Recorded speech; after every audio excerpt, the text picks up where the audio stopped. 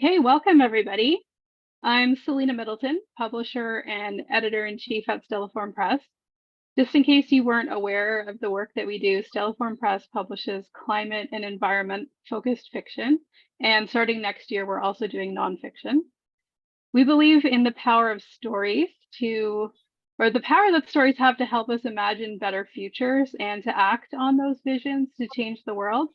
We're living through some really difficult times. I know a lot of people are really struggling, and those difficult times are at least partially wrought by a collective inability to imagine a different way forward. And while fiction can both comfort and disturb us, it can also profoundly change the way we see the world and our place in it.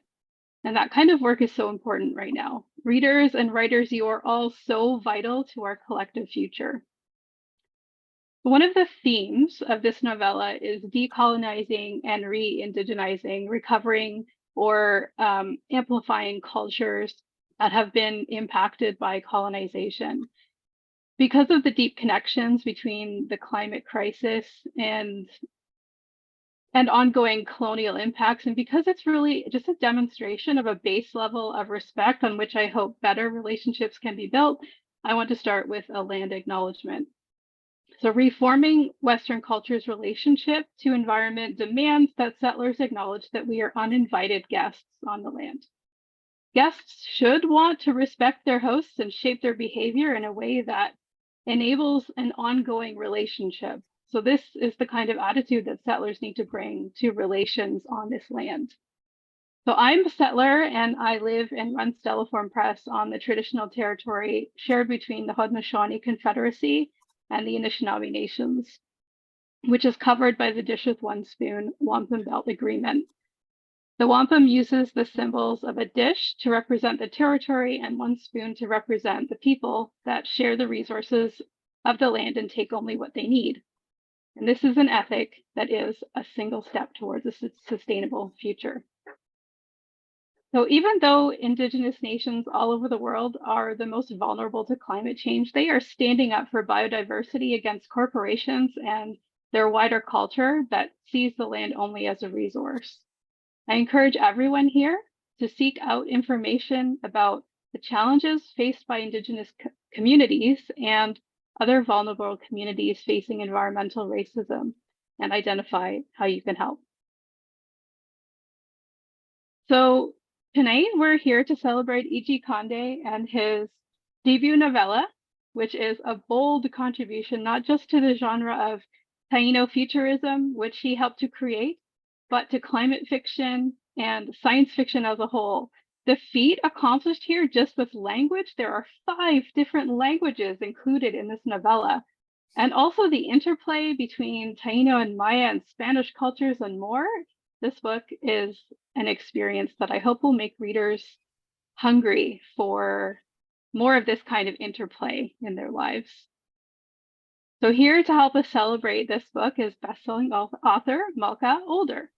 Malka is a writer, sociologist, and aid worker. Her science fiction political thriller Infomocracy was named one of the best books of 2016 by Kirkus, Book Riot, and Washington Post. She is also the author of the sequels Null States in 2017 and State Tectonics in 2018, and the full trilogy was nominated for a Hugo Award. Her recent novella, The Mimicking of Known Successes, was published by Tor in February. Welcome, Malka, and thank you for helping us launch this book. Thank you. It's a pleasure to be here. Finally, I'm delighted to introduce E.G. Condé. Condé is an anthropologist of technology and an emerging speculative fiction writer from the Puerto Rican diaspora. His short fiction appears in If There's Anyone Left, Reckoning, East Review, Tree and Stone, Sword and Sorcery, and Solarpunk magazine. You can stay connected to his writing at www.egconde.com or follow him on so many social media platforms. So now I will ask Steve to introduce Sordidez and read a little bit from the book. Hello, everyone. Thank you so much for being here. I'm so excited to be able to share this book with you and to share this day with you, which is something that I've dreamed about for a very long time. So I'm really so delighted to be able to share Sordidez with you today. So this is a book that is about trauma, it's about healing, and it's about transformation. And what I have tried to do with this book, I think, is to, as Selena said, kind of build bridges within Latina communities and to kind of think really deeply about the interconnected histories of the places that are in the book, Puerto Rico, the Yucatan Peninsula, and other parts of the world as well.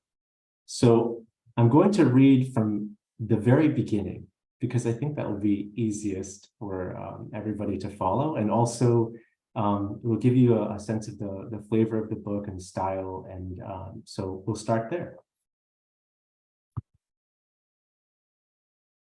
Starting at the first chapter. Huracan, heart of sky. The most ultimately righteous of all wars is a war with savages.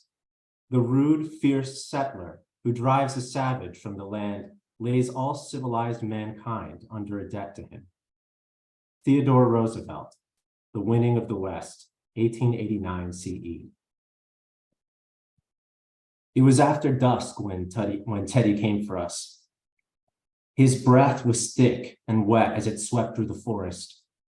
None of us dared to chirp with him there, rummaging in the brush. I can still remember the wails of the trees as he flayed their barks, as he dismembered them limb by limb.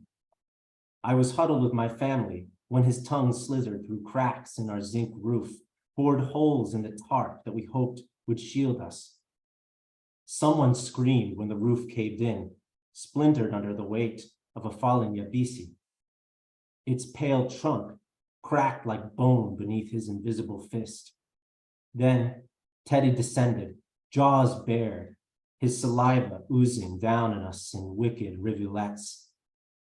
Hands clasped, we pleaded to our creator for quick deaths, but death never came. Instead, as if our semis had heard our prayers, Teddy's voice caught in his throat. Silence. It was as if the engine of the cosmos had suddenly shuttered its industry, giving way to quiet entropy. And that's when I remember what the gobernadora had said on the radio the night before, her warning not to trust the stillness. No habrá paz en medio de la tormenta. When it was so quiet that I could hear my heart drumming in my ears, I clambered out of the wreckage. My sisters cursed at me for my tonteria and foolishness, but soon they followed, curious. Where the roof had collapsed, bleached bark and serrated metal parted like the petals of a hideous flower to reveal him, grinning and gordo in the pallid sky.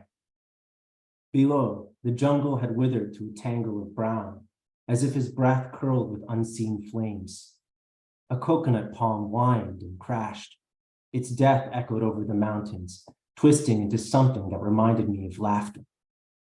I lifted my gaze to the sky to search for the face of the Taino deity that legends say takes the shape of a storm, arms curling like serpents to set the clouds into a devastating spiral. Huracan. Teddy was the 20th of 22 names randomly assigned for that year by the National Oceanic and Atmospheric Administration. But I like to think that he was named after the Teddy, the American conquistador, the last to lay claim to this little jewel in the Caribbean we call home. How fitting that he should be the one to usher in the end of American dominion here. Perhaps we should be grateful. Some pray that our new masters will be better caretakers of our land, but we Jibaros have our doubts. I regret not taking Mandarin at university as we sift through the packages our new rulers airdrop for us. Bags of rice, insulin, antibiotics, distilled water, bioprinted protein powder. Will the Chinese be more sympathetic than their American or Spanish predecessors? They are, after all, not strangers to our suffering. They must remember when their people were sent here as laborers to work in factories, that last-ditch effort to save Spain's crumbling empire with industry, or when the Americans' Chinese Exclusion Act uprooted thousands from their communities, leaving them few refuges other than our colonial backwater. What an irony that the ones the Spanish and the Americans spat on and called coolies ended up as our new landlords. The US sold us off like a bad investment, but on the radio, they said the Americans were on the verge of bankruptcy, that the Chinese seized Puerto Rico as collateral for unpaid debts, the price for defaulting on too many climate loans. I applaud the Chinese for banking on our collective apathy to curb emissions to win out in the end. With this International Climate Bank, they hold all the cards now, financing national disaster recovery efforts, cementing their global influence by sowing debt. Before Teddy, the talking head said that their president should just get it over with and declare himself emperor. Emperor of what, I wonder? After COVID-19, androvirus, the gigafires and heat domes, the Thwaites ice shelf, and Teddy. Who wants to rule a world that is half underwater and half scorched to a dust bowl? After Teddy, I had to teach myself not to care about what happens beyond my shores, even if that's what I spent my life preparing to do. I ignore what I hear about the Yucatan, parched by chemical weapons into a desert by the madman elected to care for it. I ignore accounts of drones slaughtering civilians branded as apostates in Siberia for opposing the Serena's theocratic regime. I ignore the latest updates on this Sino-American Cold War with many fronts, fought by many proxies. It feels silly. My dream of being a journalist, that noble reporter who covered these last days of civilization. Teddy had other plans for me. Now I'm here in the mountains, weaving solar nets with my sisters. It's like when I used to braid your hair, Vero, my little sister Yuisa says, showing me how to entwine kapok fibers, strands of blue tarp, cables, copper filaments, bulbs, and glittering fragments of solar panels. She hands me a basket of materials. Her dimples are little caverns that deepen with delight. Yuisa, ever the optimist. I set the basket on top of a ladder and begin to thread a mesh of fibers through the boughs of a gnarled fig tree. Remember when I did your hair for your quinceañera? Ana Kaona bursts into laughter behind me, my elder twin, the serious one. Even she cracks at the memory. How could anyone forget? Our mother was running late that day, like always, deciding that the 15 kilograms of arroz con gandules she had prepared wouldn't be enough to feed the dozen people she was expecting. She went to the market at the last minute for more pork, plantains, breadfruit, and God knows what else. Ana Kaona, our mother's shadow, was recruited for the shopping trip, leaving Yuisa and I behind. So what was I to do? The princesa needed to be ready for her big day.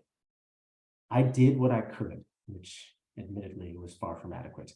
I'll never forget Mommy's screams of disgust upon her return, how she wrenched the comb from my hands as if it were a murder weapon. The arcane arts of the feminine always eluded me. On second thought, maybe you could help Dagua with the breakers, Yuisa says gently, her black curls falling over her face as she peers down at me from a rooftop. It's coming along. It's coming along. Ana Kaona gestures toward the forest, eyes alight with pride as she repositions her ladder. I helped Dagua with a labyrinth of switches and breakers he built behind the cancha, the ball court that has become our unofficial town square. He's another genius like Yuisa, which explains why they've been best friends since they could crawl. I remove a rusted screw and grab a cable to attach to the open switch when I catch an expression of alarm in Dagua's green eyes. Not that, he signs, the pads of his index and middle fingers clamping to that of his thumb. I make a circle with my fist over my heart to reply, sorry. Dagua passes me the end of another cable wrapped around his shoulder. I socket it into place and retighten the screws. Dagua grins with approval. tucking his black hair into an elastic tie. In his delicate smile lines and sharp cheekbones, I can see the ghost of his father's face, an artisan and mechanic from Ponce, who moved to our mountains to build a new life with others who could communicate in his language. Teddy took too many of us. When you're raised in the campo, hearing or not, you learn to sign if you want to understand what's going on. In primary school, we learned a little bit of ASL, but our neighbors speak a regional dialect of their own. Sometimes it's specific to families. Communication is not the most straightforward up here, but you get used to it. You have to. We hearing people regularly switch from Spanish to English to Spanglish to ASL to LSPR to ASLPR-ish, and that resurrected island Arawak we learned at youth camp. Dagua riffles through a shipping container filled with useful scrap, searching for solar batteries to attach to his contraption.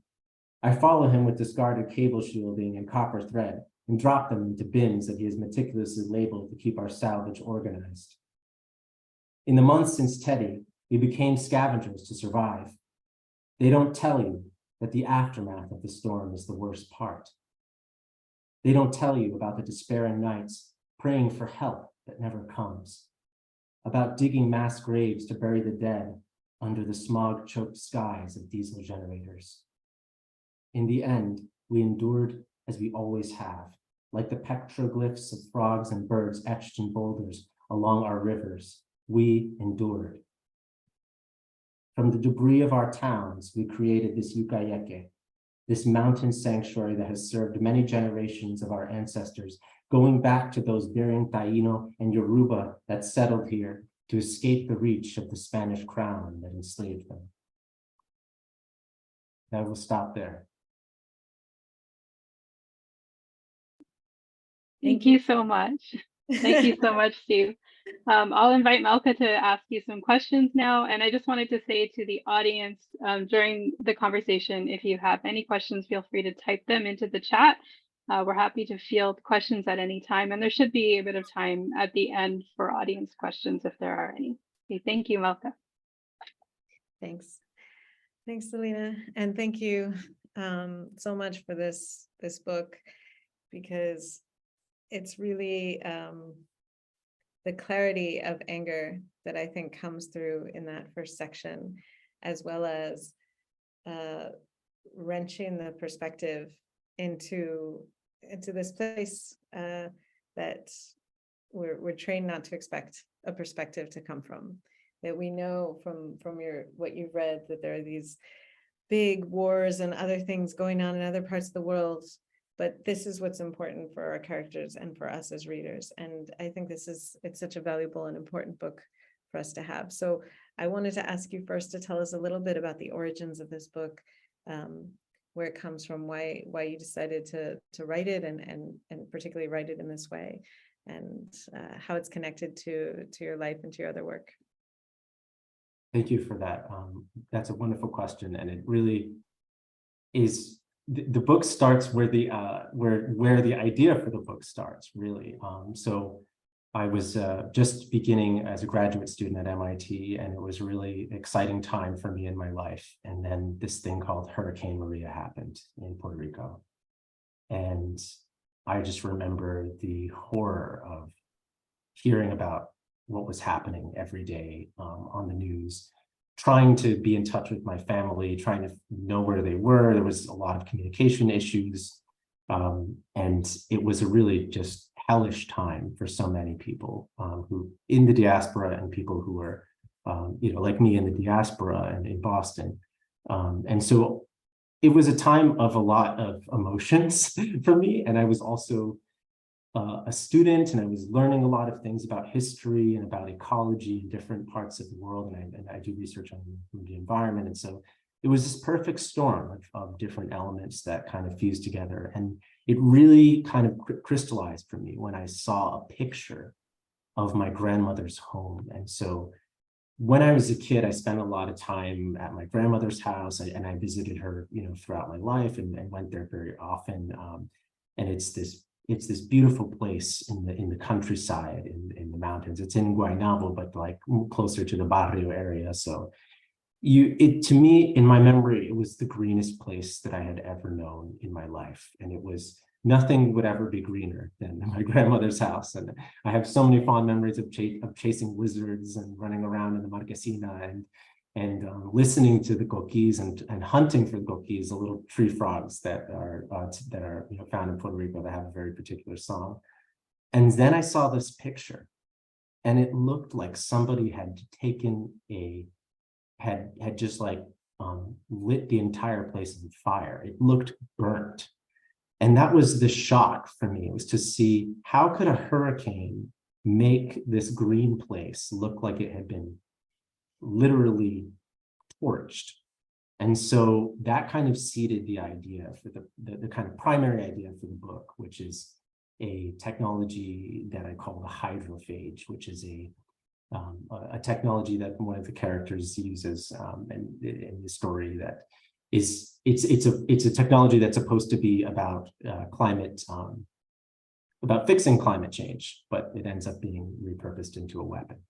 And so that's kind of really the start of the story for me. And then everything else kind of evolved around that. It evolved around, the pain that I experienced from the hurricane, but also the incredible amount of inspiration that I drew from the actions of everyday people in the fallout of hurricanes. And I know that's something you know a lot about in these disasters. When governments fail, people rise up to the occasion. Everyday people who just are looking out for each other. And the things that people did, the stories that I heard about Hurricane Maria and how people survived it by sharing resources, by cooking for each other, by teaming up as neighbors to clear roads, to move trees out of roads, to move power lines.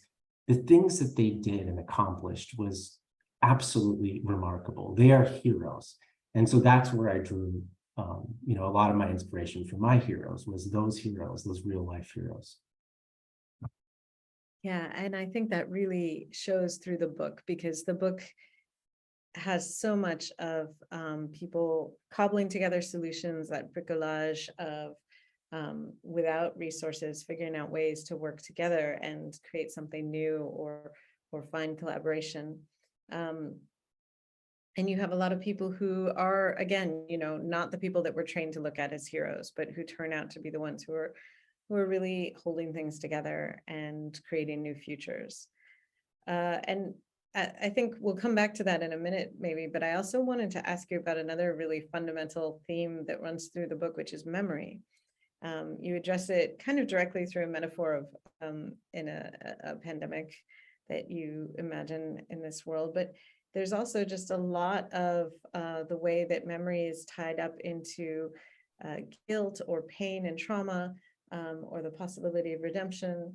And that also, you describe it both on an individual level, very directly, but also as a society. What do we need to remember? What do we need to forget to be able to move forward? So I was hoping you could talk a little bit about that as well. That's such a, you've really picked up on what is one of the core things that I like to think about as an artist and as a creator is memory, because memory is so foundational to our sense of identity and our characters. We all have things that we regret. We all have nostalgia, moments that we wish we could go back to, that are forever irretrievable.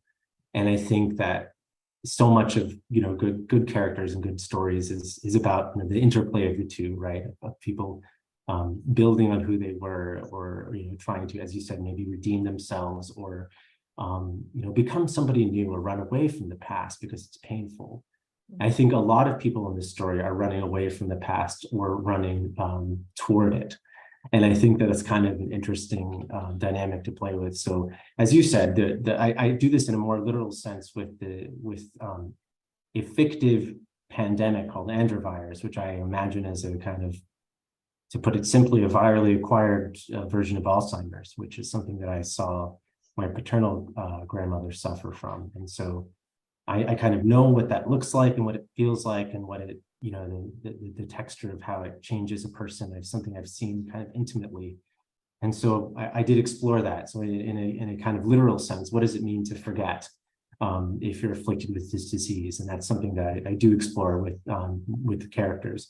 And one character in particular, Abuelo, is afflicted with this disease. And so he's trying to figure out what his place is in the world, and how to move on from the past that everyone else has a burden of, that he doesn't have a burden of. And so there's that, but then there's also this deeper sense of memory, which I think is tied to the societies, the larger societies, but also place. And so going back to that photograph of my grandmother's house where it looked brown, it was hard to ever believe that it could ever be green again, that it could remember how to be green again. And that's something that I kind of really do think about a lot in the book, is, can a place that is destroyed ever come back? In the same way that, can you ever be the person that you were with the people that you were with, if they're gone, or something has changed?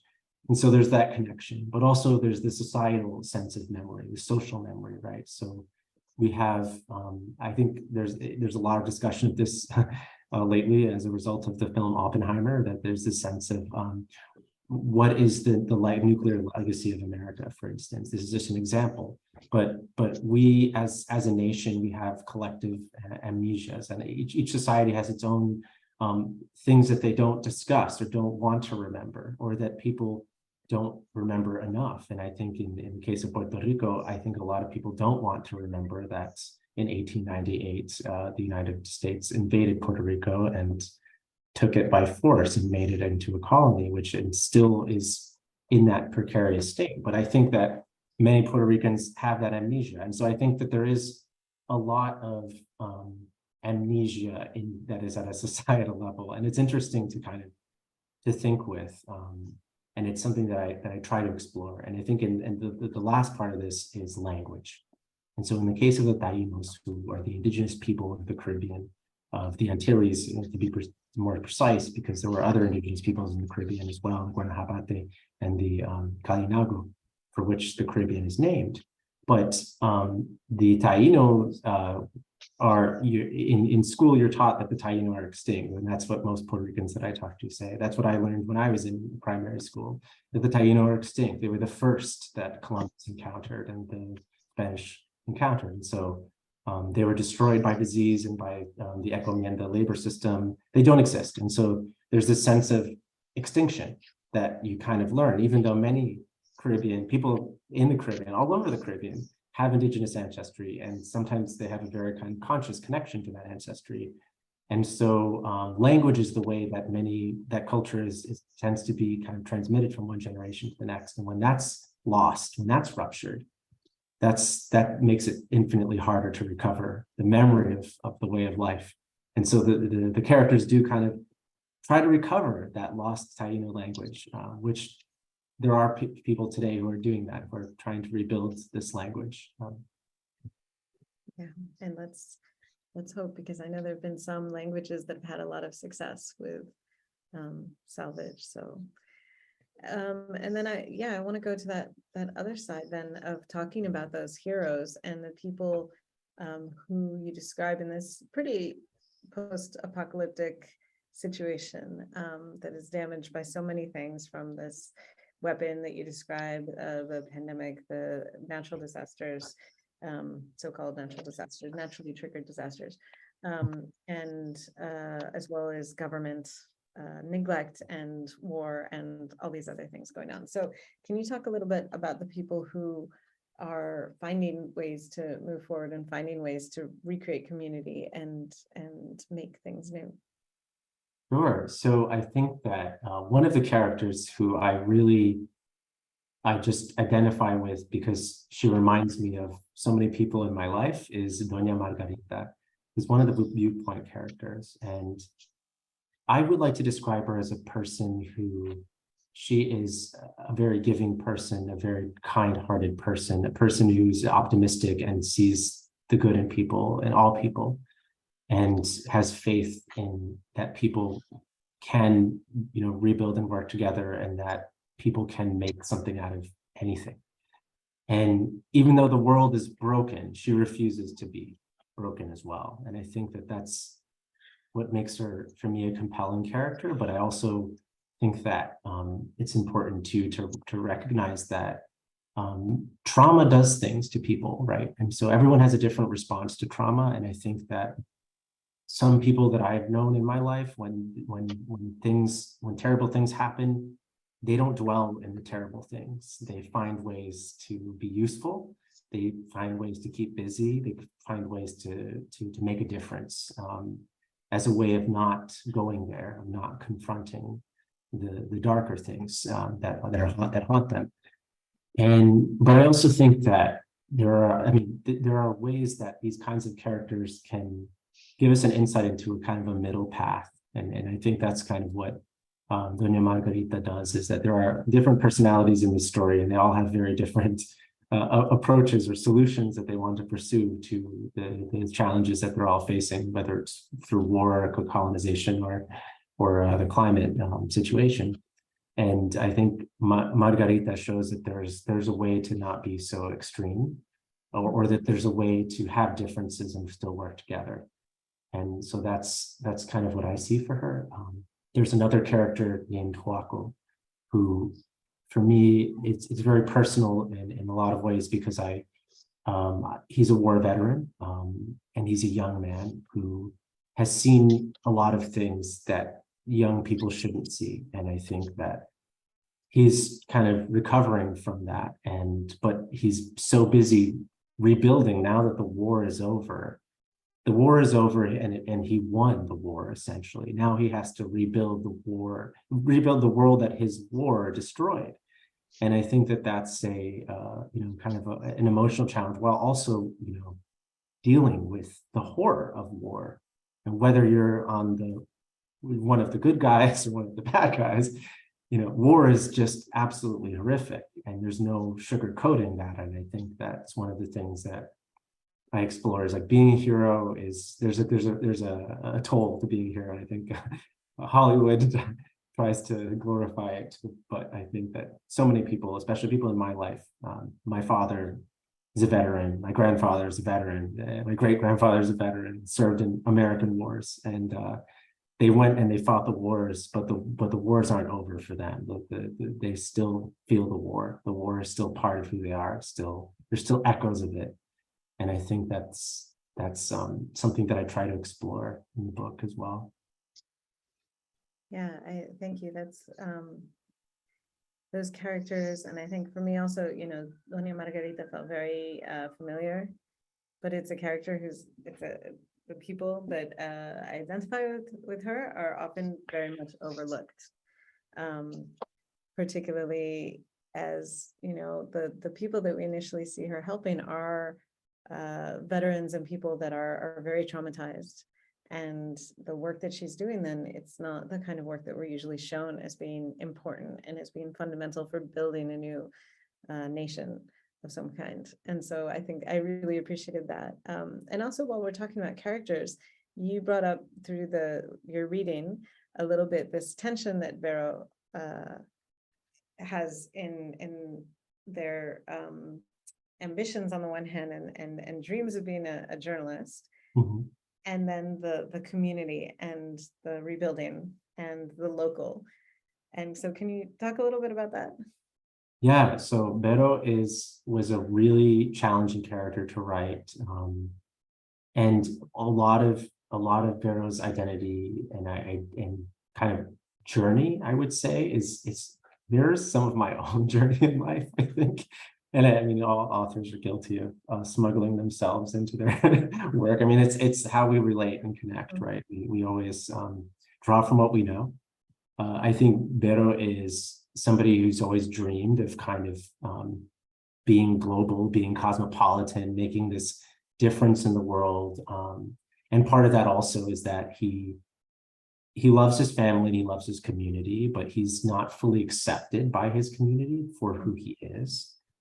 Which is something that I can relate to, in many senses of this, as being a diasporic Puerto Rican, as being a queer person, and that these are societies that are religious, and religion is still really important to a lot of Latin America. So both in the Yucatan part of the story and then Puerto Rico, Christianity tends to be very, very influential in a lot of ways, right? There are other religions that we do see, but that's the kind of the main moral system. So he struggles against that, against tradition versus being cosmopolitan, being a queer and trans person in a society that doesn't allow him to do that fully, right? And or that, you know, doesn't fully embrace or accept him.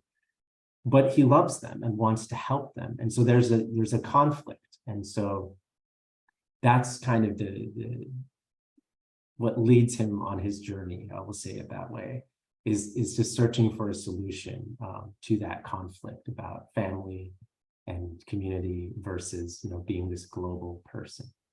And yeah, so I think Vero is definitely like a person who, you know, as you said, is struggling with that tension between those two worlds, the wider world and the more micro world of rural Puerto Rico. Yeah. And Selena already mentioned that you use a lot of different languages in this book. And that to me felt very realistic, because I think there are a lot of communities where we shift languages, and particularly when you have communities that are at the center of colonization and international events and even international disasters, you get people, you know, speaking a lot of languages and mixing them. And so I wonder if you could talk a little bit about that. Yeah, sure. So multilingualism is something that when I submitted this manuscript, many versions of it to Selena, poor Selena, there were so many words that, you know, I had to explain. And I mean, but I will just say this, like Selena was so for it. She was for it because she knew that this story needed that. It needed, for the sense of immersion, for the sense of place, you needed to feel, you know, connected to all those different languages and worlds by extension. I think that multilingualism is really important in Puerto Rico. I think like we're, because of the multiple colonizations, we have, you know, these two colonial languages of English and Spanish, but then we also have an indigenous language. And then I also try to highlight that not all languages are spoken, right? So there's sign languages. And so my uncle actually was really influential in kind of getting me to become aware of that aspect of Puerto Rican culture, of like the deaf culture in Puerto Rico, and in particular in communities like Miraflores. And one of the reasons why I include them in the book and is also because of the neglect of that community during the hurricane, and what they went through was really, really challenging. And so I want them to be included in this story because they're as Puerto Rican as everyone else. And I think that's really important. I think also the multilingualism of, we're talking about the Maya world, right? And so I think there's a lot of misconceptions even that I had in the course of research of doing this book. There are so many Maya languages. Maya is a very kind of broad term, and even, you know, the designation of Mayan is like specifically for a language, not a person, right? So there's Maya, who are the people who live in the Yucatan. That's how they identify, and so there's just many different challenges. And I think in Mexico and Guatemala, there are you know, lots of ways to navigate being indigenous.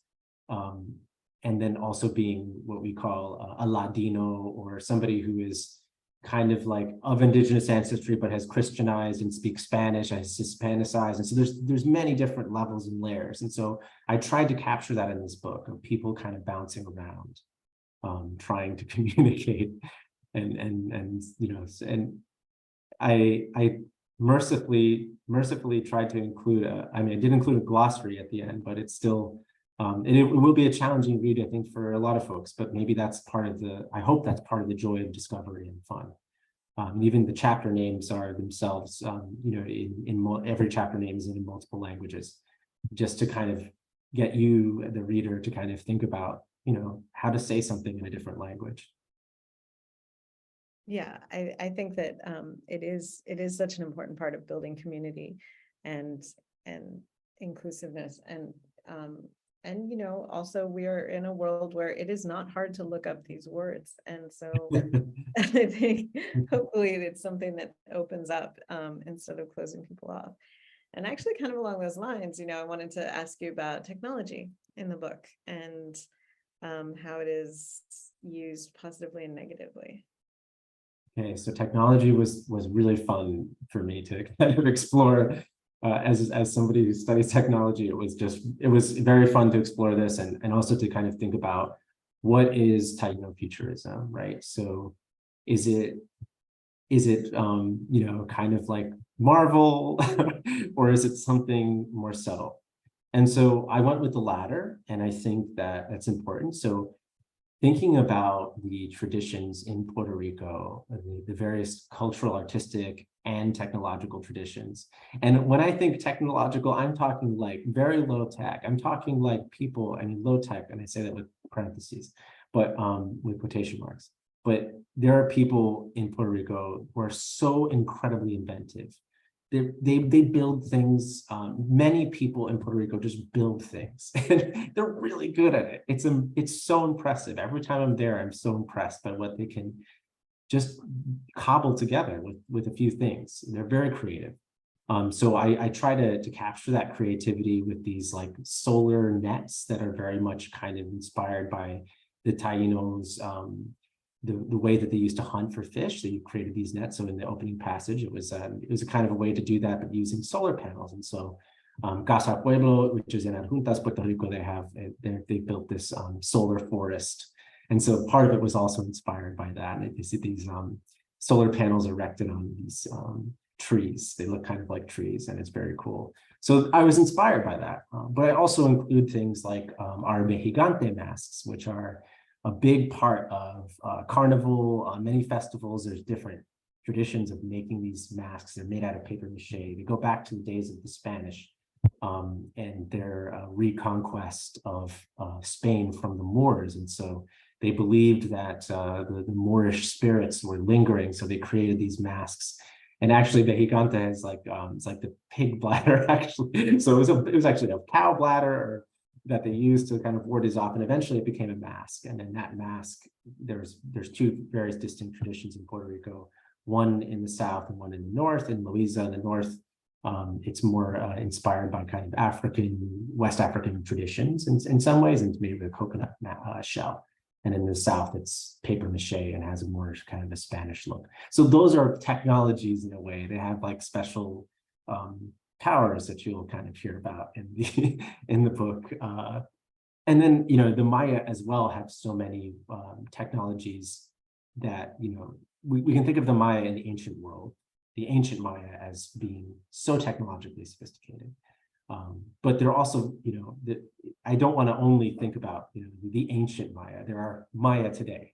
And so that's kind of what the story explores is, some of the characters who are like the most representative of the Maya are wearing jeans, right? And so I think that's important because we want to show that cultures are changing, that they have different ways of responding to the flow of things and goods and ideas. And so you'll see some Maya technology as well, going back to, I was really inspired by how the Maya were masters at manipulating light. So, they would construct their pyramids in such a way as to actually, create at a certain time of day, a person standing on top would be perfectly silhouetted, and it would be this, they would look like a god. And that's kind of, it was part of the theatricality and of the rituals.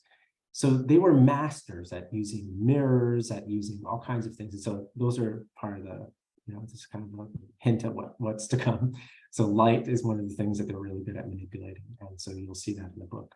But yeah, the technology comes in many forms. It's, everything from digging ditches and building stuff out of rubble to, some futuristic sci-fi kind of stuff like cybernetic Mexicante masks and super powerful obsidian mirrors.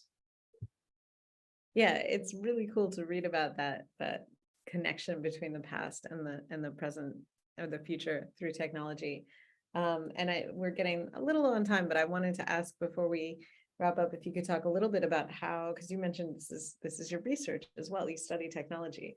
Can you talk about how your research, not just spent in technology, but more broadly your academic work, influenced the novella?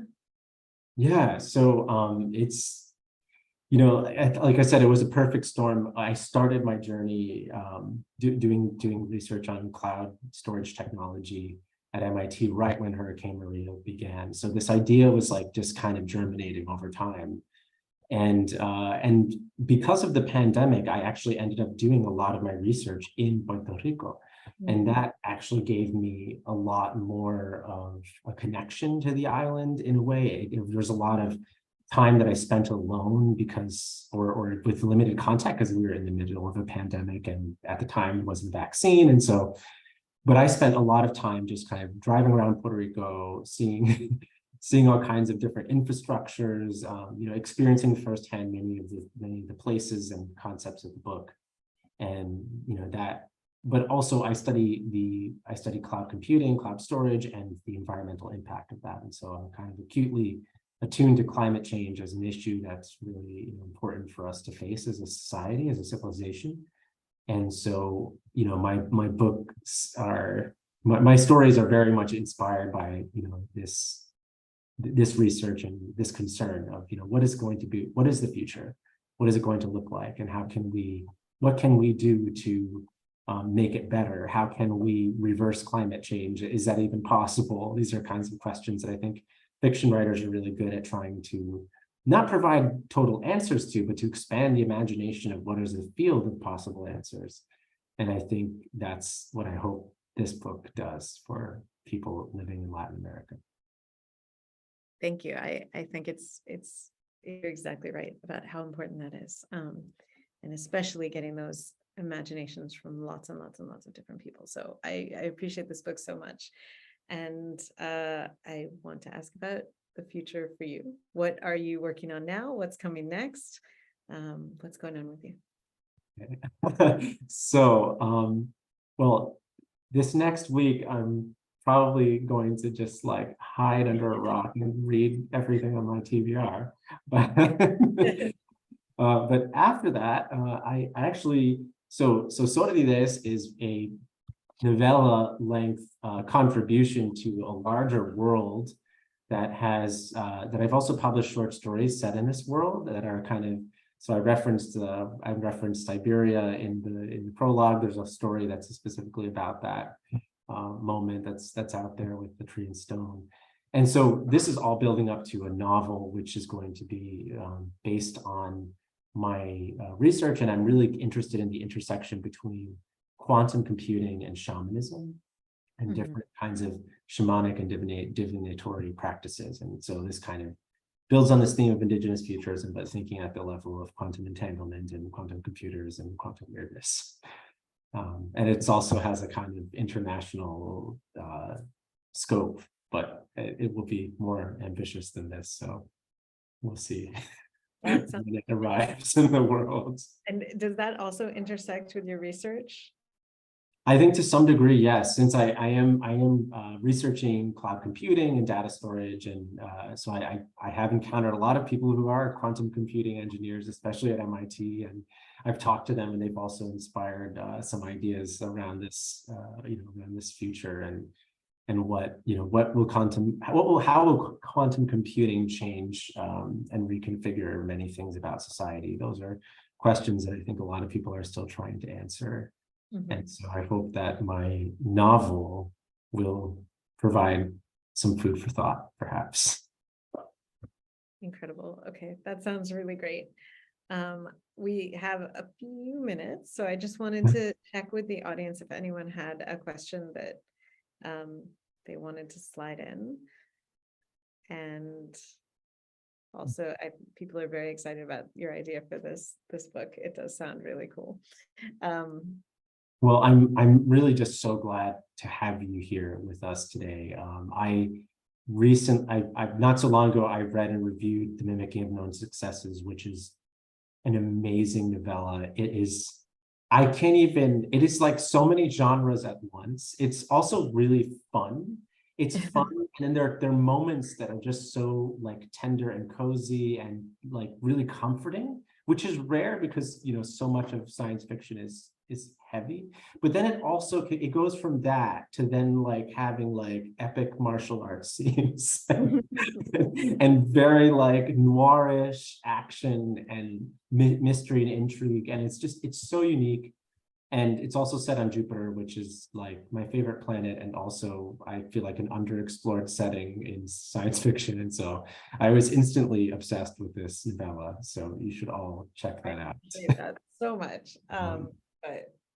But this is your day, so we're But gonna. also, I will say too, like the other reason why I was excited to have you here with us is that infomocracy was really, foundational to my thinking, and a lot of the thinking about world building, because as your question about multilingualism, made me think of that book and the way that book does so much with thinking across nations, rethinking what a nation state is like such a profoundly unique and important idea for science fiction to explore.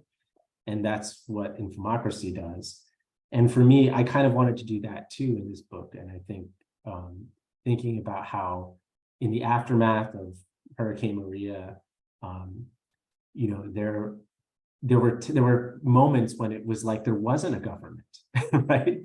And so what does that mean when people kind of organize themselves? And so that's kind of another theme that I explore, is like what happens when the nation state ceases to exist or becomes something different than what we're used to seeing. Yeah, and I think that comes through really well in the book, and also the sense of like when power shifts dramatically in geopolitics and how that affects the local, and as you said, even in the introduction, like if you've got suddenly new landlords, so to speak, or suddenly a new country is calling the shots, and how does that change things in a place even that's very far away from both of these so-called superpowers. And so, yeah, I think you did a really wonderful job with that in this book, and I look forward to the novel. Thank you so much. I think I see Selena, so it must be time. Yes. Yeah, we're almost out of time. Thank you so much, Malka. That was really great. And thank you, of course, Steve, for amazing answers. I just enjoyed listening to you talk about the book so much, even though I know the book so well. I was just so interested in your answers. So I have a prize to give away to somebody who is here today. I've put together a collection of our Indigenous authored books that we've published so far. Publishing books by Indigenous writers is one of my goals. Publishing books by marginalized people is a wider goal that I have for Stellaform. And I think one of the things that's so great about this collection is that the books are from opposite ends of the continent, and they span genres as well. And so demonstrate, I think, the range of climate fiction that we're publishing. We are not just publishing solar punk, we're not just publishing eco horror. We're doing like these crazy combinations of both, and I'm really proud of what we're doing. So the first one is Weird Fishes, Rain Maurice's Weird Fishes, which came out last year and got really great reviews. It's an underwater fantasy that takes up questions of communication and understanding across cultures, and it's just a really deeply compassionate book that's also pretty funny in places.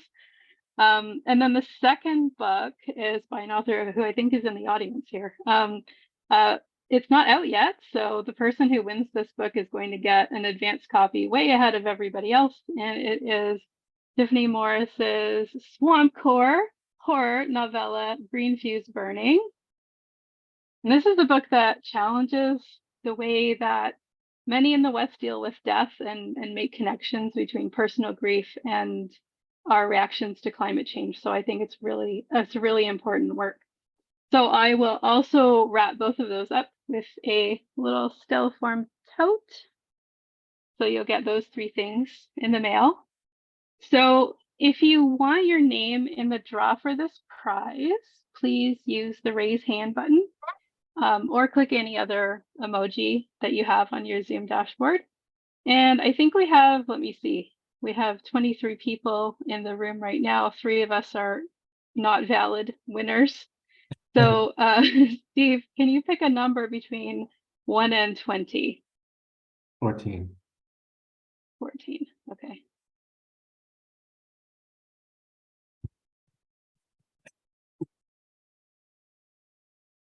I think we need a drum roll. Okay. Oh, Oh, I just lost it. Lena Miranda is our winner today. So Lena, if you can send me an email, I will put the email in the chat. It's query@stellaform.press. If you send me an email to that address, we will get your prize in the mail. So we're just about out of time, but I just wanted to say that it has been such a pleasure to spend this hour with everybody celebrating Sordidez, and thank you again to Malka Older for leading such a great conversation. If you haven't already, be sure to check out Malka's work. The Mimicking of Known Successes came out from Tor in February, and it is wonderful. And again, congratulations, Steve, on your debut novella. If you don't already have a copy, the book is available directly from Stellaform on our website or anywhere that you usually get books. I'll give you a little hint though. We sell our ebooks cheaper than Amazon. So rather than go to the big A, come to us and get your ebooks. Also, if you want to keep in touch and get updates on what's coming up next, be sure to sign up for our newsletter, which you can also do from via our website, and follow us on social media. We are unfortunately on most social media platforms at this time, which is very exhausting, but we're doing our best. So I would like to give E.G. Condé the final word of this launch. So yeah, Steve, whatever you have to say to everybody. I just want to thank all of you for being here. I feel so supported. I'm so just excited that this book is out in the world. I can't wait to hear what you think about it. And yeah, just thank you for your time, for your energy, and congratulations to the winners. And yes, please support Stellaform Press. They're a wonderful indie press, and they do a lot of great things. They're publishing really important fiction that, you know, I think a lot of people should be paying attention to. And yes, and always, if you have a choice, buy directly from the small press versus, you know, the big A, as you said. But thank you so much, and yeah, you all have a wonderful evening. Yes, thanks so much for coming, everybody, and enjoy the rest of your night.